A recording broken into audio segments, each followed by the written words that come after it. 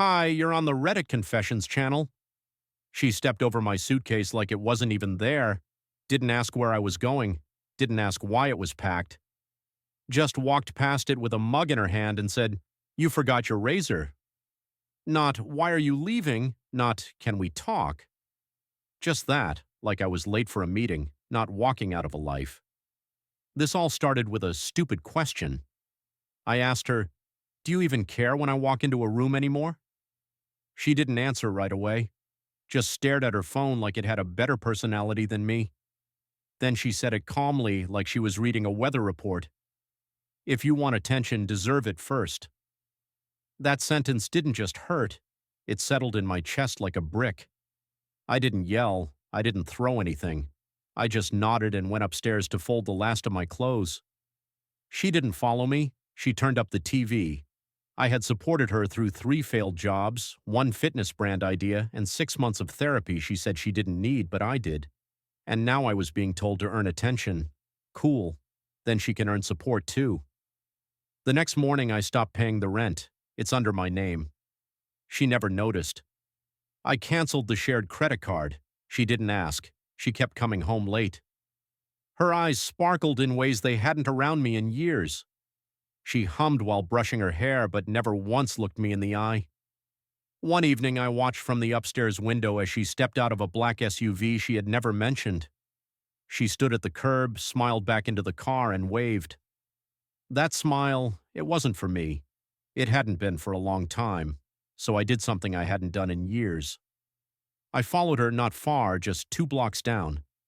She walked into a tiny Mediterranean place that neither of us had ever been to. She sat by the window, pulled out her phone, and typed something fast. Then a man joined her, stylish, confident. He leaned in like he already knew what her perfume tasted like, and she laughed, the kind of laugh I hadn't heard since our honeymoon. She told me to deserve her attention, but the whole time it was already sold to someone else. I didn't sleep that night. I lay there with my back to her, listening to the rhythmic tapping of her fingers on her phone. Whatever she was typing made her exhale with that soft half-laugh that used to be mine. She thought I was asleep. I wasn't. I hadn't really slept in months. You don't sleep when your heart is still in the room, wide awake, trying to figure out when exactly it stopped being safe there. Around 2 a.m., she went to the bathroom. I waited until I heard the faucet run. That was my window. Her laptop was open on the ottoman, the screen dim but not locked. Abbott. She always assumed I wouldn't touch her stuff, and until that night she was right. Her password was still my birthday. The irony, that was the last time she had planned anything around me. I opened her messages first. I didn't recognize the name. Nathan R. No hearts, no saved pictures. Clean. But there it was. A digital trail of inside jokes, late-night check-ins, and coded plans. "Tell him you're working this Saturday. Wear that black one. You know what it does to me. You looked incredible tonight. Still taste you." I stared at those words like they were carved into stone. I wasn't even shocked. What hit me more was how normal it seemed for her, like she had an entire world she kept warm while I was freezing on the other side of the door. The faucet turned off. I closed the lid and sat back on the couch just as she came out. She looked at me, startled. "Can't sleep?" I shook my head. "Nah, just thinking." She gave me a small smile, the kind strangers exchange in passing, and walked right past me. No kiss, no curiosity, just silence, like we were roommates splitting rent. The next morning I acted normal. Poured her coffee, asked about her day ahead. She barely looked up. "Just calls. Nothing interesting." Sure, nothing interesting except for Nathan. I called out of work. I needed space, not from her, from my own denial.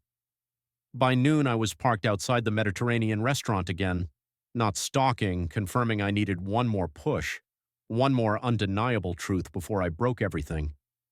At 12:42 she arrived. At 12:47 so did he. They didn't touch. They didn't need to.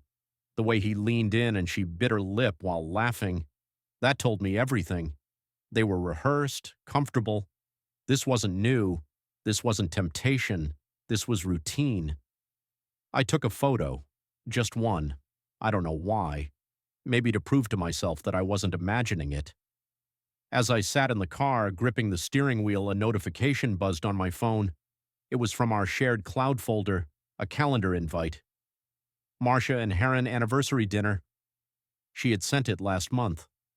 That same night, she had dinner with Nathan instead. She hadn't canceled it. She just never showed up.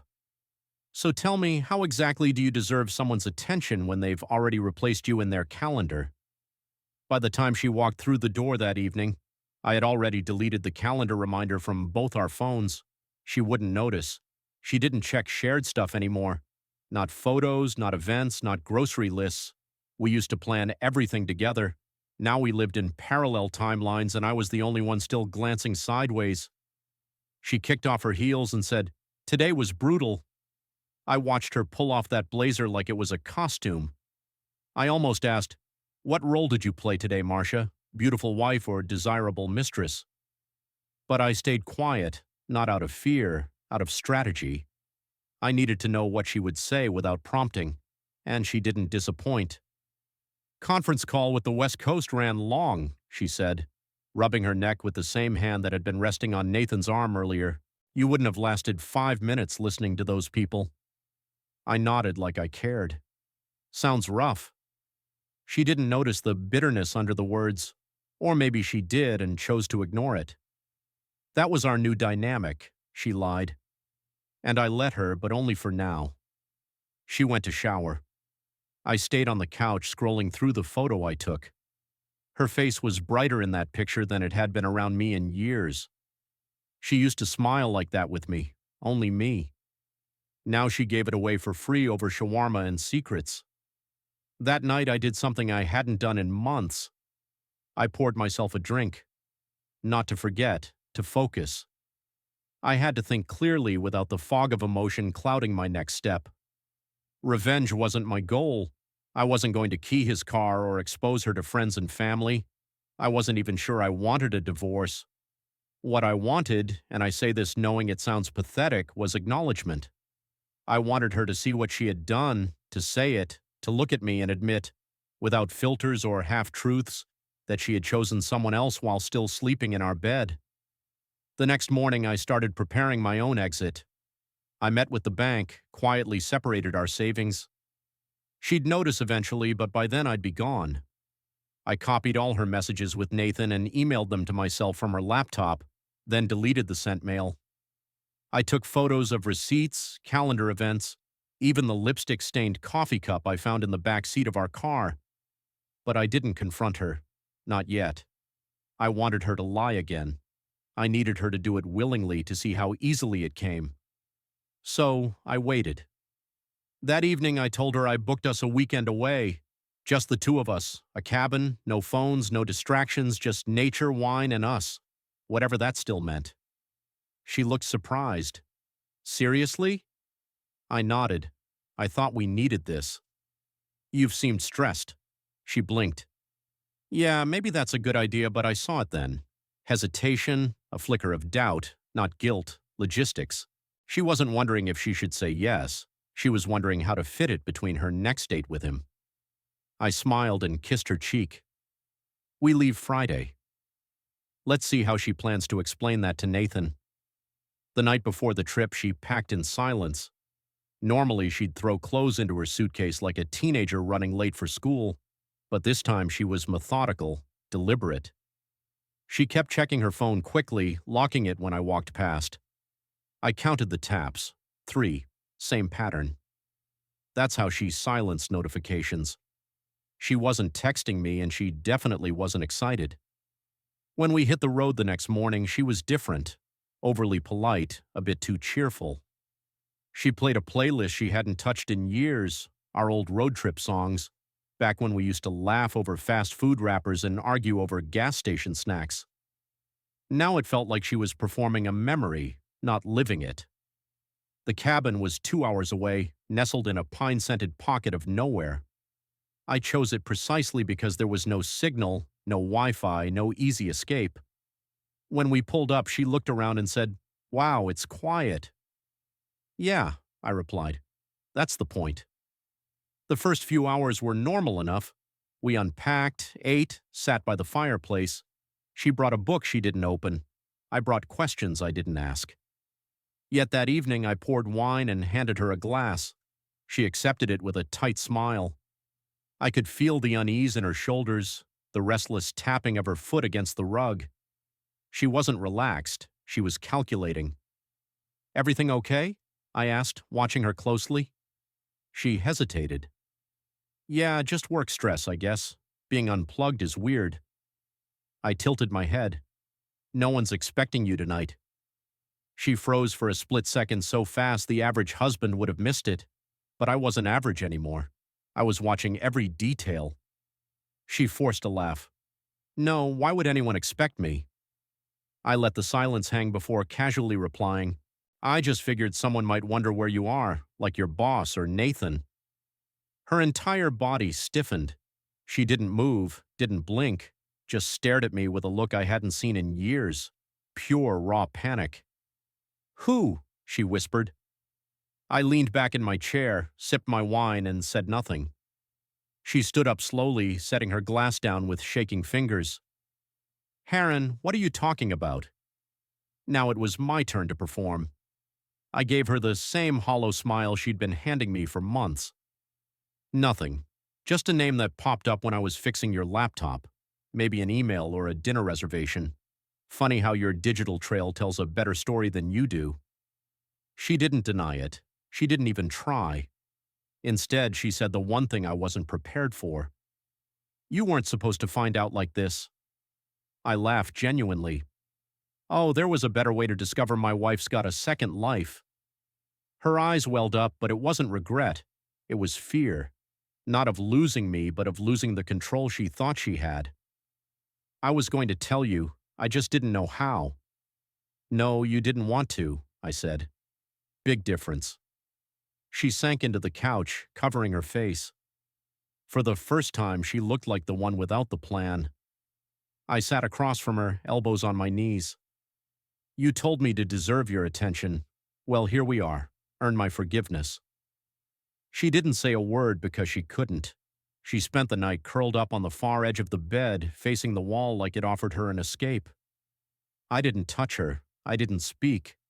I just stared at the ceiling, wondering how many nights I'd shared a bed with a stranger who'd memorized all my vulnerabilities.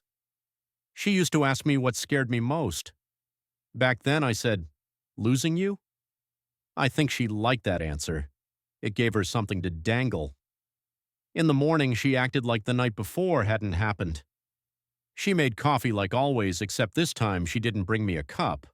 I didn't ask for one either. I just watched her. The slight tremble in her hands, the way she avoided eye contact, the silence that wasn't peaceful anymore, just hollow. When I sat across from her at the little pinewood table, she finally broke. "What do you want me to say, Harlan? That I messed up? That I'm a terrible person?" I didn't answer. "Not yet," she continued, her voice cracking in places she probably didn't expect. "I didn't plan it. Okay, I was lonely. You were always just there, like wallpaper, reliable, predictable, and I needed to feel something again."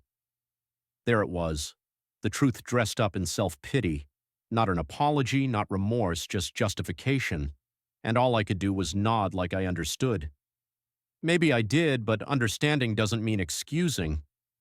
I reached into my jacket and slid a small envelope across the table. She stared at it, hesitant, like it might burn her fingers. "What's this?" "Open it." Inside were printed screenshots, messages, restaurant bills, a calendar invite with the words "Trip with Ann" highlighted. Her face went pale as she flipped through each one. "You've been tracking me?" she snapped, her voice sharp, now defensive. "No, I've been paying attention, which is what you told me to do, right? Deserve your attention first. I did that, and this is what I got." She stood up, the chair scraping the floor hard.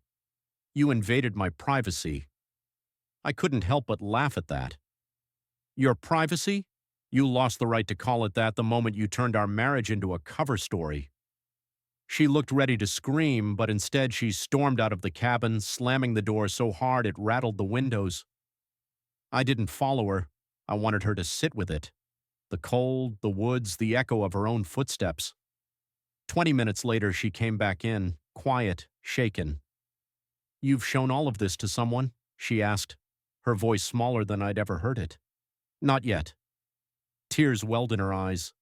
But again, they weren't for me. They were for her reputation, her comfort, her double life that now hung by a thread I held. "So what happens now?" she whispered. I stood up, grabbed my bag, and tossed her phone on the table. "What happens now? That depends on you. You've got until we get home to decide what truth you're ready to live with and which version of yourself you're ready to face." She didn't move, just stared at her reflection in the darkened screen of her phone, like she didn't recognize the woman looking back. The drive back was dead silent. She didn't even try to break it. She just stared out the passenger window with her arms crossed like a teenager being forced home from summer camp. I could feel her breathing heavier each time my phone buzzed in the cup holder. But she never asked who it was. She already knew it wasn't Nathan. It was never Nathan. I hadn't reached out to him yet. She probably thought I would by now, that I'd rage text him screenshots and empty threats, maybe even crash whatever fantasy world they built together. But I didn't, because this wasn't about him. It was about her and how she'd managed to rewrite our entire marriage in her head while expecting me to fund the sequel. When we got home, she didn't unpack. She didn't ask to talk. She just went straight to the bedroom and shut the door. I heard the click of the lock.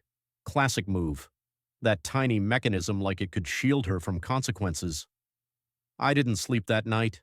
I just sat in the living room with Finley, our dog, curled up beside me, the only soul in the house who hadn't lied to me. Around 3 a.m., I opened my laptop and began writing a letter. Not to her, to me. It wasn't some sappy diary entry or long-winded vent. It was a plan, simple, clean. I listed everything. A list of shared accounts I'd already separated, a breakdown of what she contributed in the past year, barely anything, a schedule of where I'd be staying next month, not far, just not here, a note that said, "If you want to fight, I'll see you in court. If you want peace, I'll see you at the lawyer's office." By morning, I printed it, folded it neatly, and placed it on her nightstand.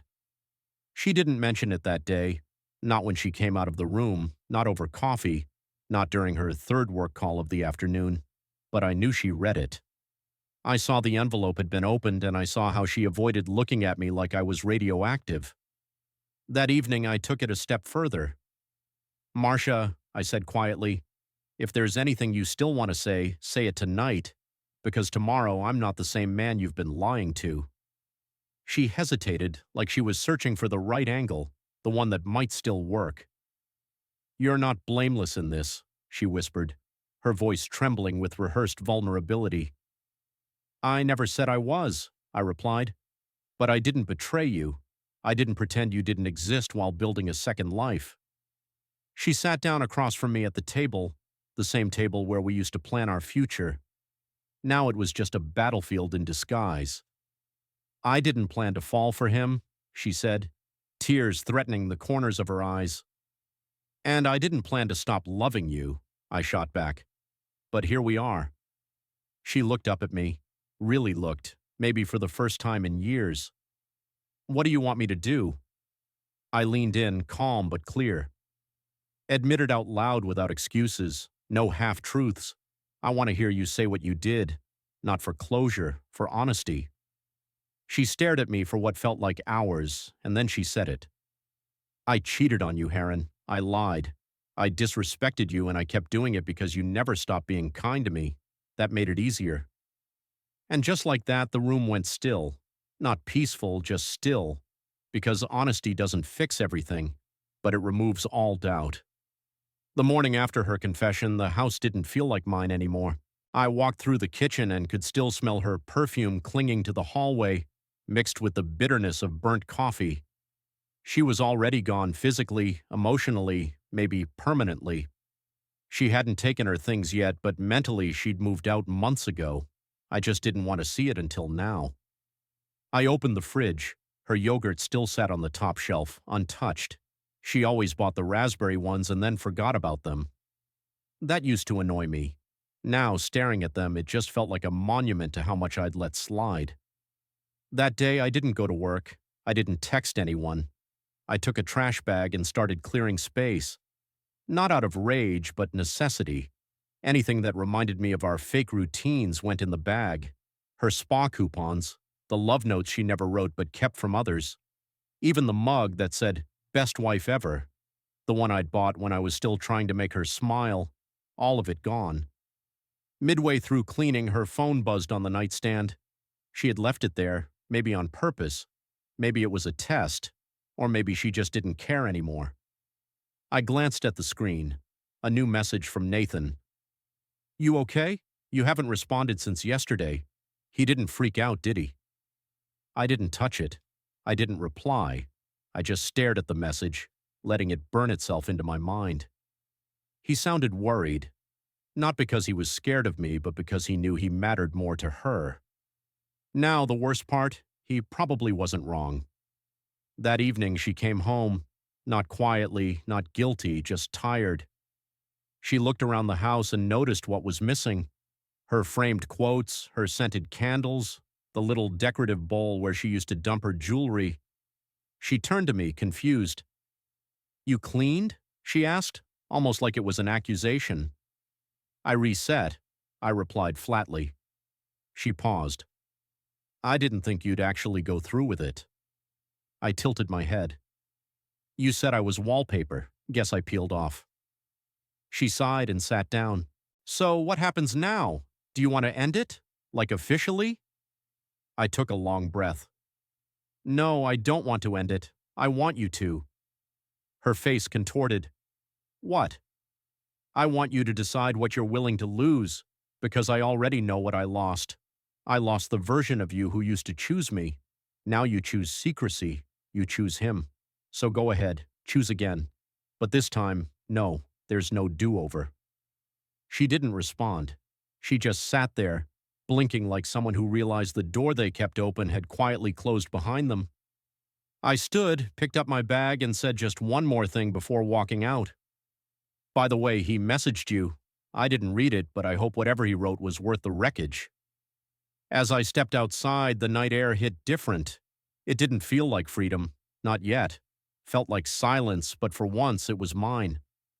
3 days later, the house was still too quiet, but in a different way. Not heavy, not suffocating, just still. Her closet stood half empty. The drawers were missing the mess of makeup brushes and perfume samples she used to scatter like breadcrumbs of control. Her keys were gone from the hook by the door and the us she used to weaponize that finally left with her. She sent me a message the night she left. Just one line. "Maybe I was never ready to be loved the way you did." I didn't respond. Not because I was bitter, but because I was done wasting words on someone who heard them like background noise. I thought I'd feel broken. Instead, I felt anew. There was no dramatic showdown, no courtroom fireworks, just silence, boundaries, and paperwork. She didn't fight. Maybe because she knew she'd already lost. Or maybe because deep down she realized I wasn't the doormat she thought I'd always be. I started doing the small things again, making my own coffee, walking Finley twice a day instead of one. I even signed up for a woodworking class, something she once called a waste of time for a man my age. Funny how the things people mock are often the things that save us. And one night, out of pure habit, I walked by the mirror in the hallway, the one she insisted we hang. I looked at myself differently for the first time in years. Not like a failure, not like a man someone walked away from, but like someone who'd finally stopped begging for scraps at a table he built himself. So yeah, I wanted her attention. I asked for it with nothing but honesty and heart. She told me to earn it. In the end, I did. Just not from her. That's the end of Heron's story. A quiet man who finally stood up, not with shouting, but with certainty. Now it's your turn. Have you ever asked someone for something simple and been made to feel small for it? Tell us in the comments below what moment from this story hit you the hardest. And don't forget you're watching Reddit Confessions.